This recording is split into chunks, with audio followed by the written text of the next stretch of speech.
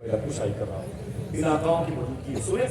आपको कुछ कहने की जरूरत नहीं है, आप सब कुछ कह रहे हैं। वो बुजुर्ग उस बिच्छू के पास गए, वो जो पानी में डूब रहा था, मरने की पोजीशन में था, उसे यूं उठाया और उठा के बाहर जमीन पर लाना चाहा, उसने डंक मार दिया, उसने डंक मार दिया, उस बुजुर्ग ने उसे छोड़ दिया और वो दर्द का एहसास उंगलियों में आ गया। बिच्छू फिर डूबने लगा, वो फिर आगे बढ़े, उन्होंने फिर उठाया उस बिच्छू को और उठा के फिर बाहर करना चाहा, उसने फिर डंक मार दिया, तकलीफ बढ़ गई, फिर छोड़ दिया।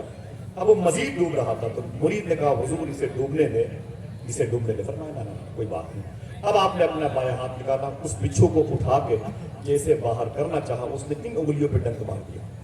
तकलीफ सूजन की वजह से परेशानी बढ़ती चली गई। मुरीद ने कहा हुजूर बार बार उस बिच्छू के पीछे पड़े हुए हैं, वो आपको तकलीफ दे रहा है, आप उसी के पीछे पड़े हुए हैं।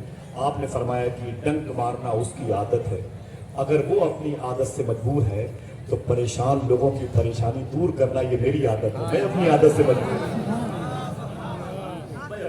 लोग अपना काम कर रहे हैं, अपना काम कर रहे हैं। इन हंगामों की दुनिया में लोग हंगामे कर रहे हैं और इख्तलाफात इंतशार की फिजा कायम किए हुए। हुजूर के गुलाम हुजूर को याद करें, अपने अपने काम में लोग लगे हुए हैं। मैं समझता हूँ कि हुजूर की ये महफिल का जो फैजान है आप सबके घर जाएगा इंशाअल्लाह। हुजूर गौस पाक के नाम के नारे लगे, दुआ करो कि अल्लाह सबको गौस पाक का दरबार दिखा दे। आपकी बड़ी याद आती है कि फरवरी के महीने में गौस पाक में हाजिरी हुई थी, 2 साल के बाद आपको देखा था और 1.5 साल के बाद गौस पाक का रोज़ा देखा, दिल बड़ा भराया। एक बात मुझे गौस पाक के हवाले से याद आई, शेख अबू सईद कैलवी ये गौस पाक के खादिम है, वो ख्वाब में हुजूर की ज़ियारत फरमाते हैं और कहते हैं कि आए आका करीम इतना बता दें कि क्या मैं बख्शा जाऊंगा।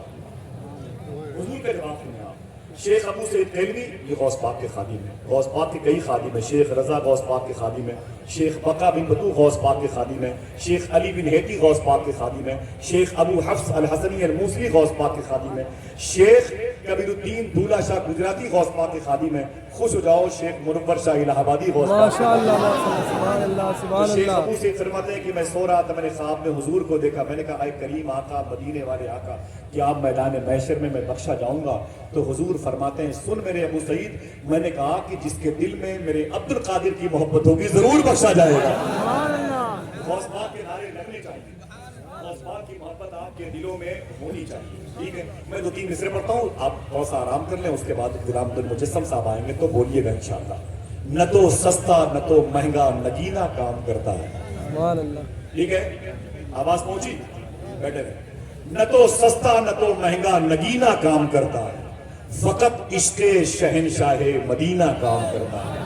मुझे एक शेर मतलब के पढ़ना है जो मैंने मौलाए कायनात की बारगाह में उनके बेटे की बारगाह में पढ़ा, जिसे ज़मीन करबला कहते हैं, 2.5 दिन में ना पढ़े। वो शेर मुझे पढ़ना है बस, और फिर भाई गुलाम अब्दुल मुजस्सम को सुनना है। न तो सस्ता न तो महंगा नगीना काम करता है, फकत इश्क़े शहनशाहे मदीना काम करता है। दुल्हने आज भी ससुराल में अपनी महकती हैं, रसूलुल्लाह का अब भी पसीना। दुल्हने आज भी ससुराल में अपनी महकती हैं, रसूलुल्लाह का भी पसीना काम करता है। ऐ दुनिया वालों तेरे मक्तबों में लग गए ताले, नबी का इल्म तो सीना बसीना काम करता है। सुभान अल्लाह। नबी का इल्म तो सीना बसीना काम करता है, नबी का इल्म तो सीना बसीना काम करता है। जिस नहज पर ये मजलिस आ गई है वहां बैठ के हम मौलाए कायनात के नाम के नारे लगाएं। जरा पूरा मजमा अपने दोनों हाथों को उठा के बोल दे, नारे हैदरी नारे हैदरी। या अली। फिर से बोले, फिर से बोले। मुझे इशारा मैं पढ़ देता हूँ और आपकी मोहब्बत पर फिर इस आवाज में जम हो जाएगा वो लहजा जिसे हम गुलाम अब्दुल मुजस्सम के नाम पे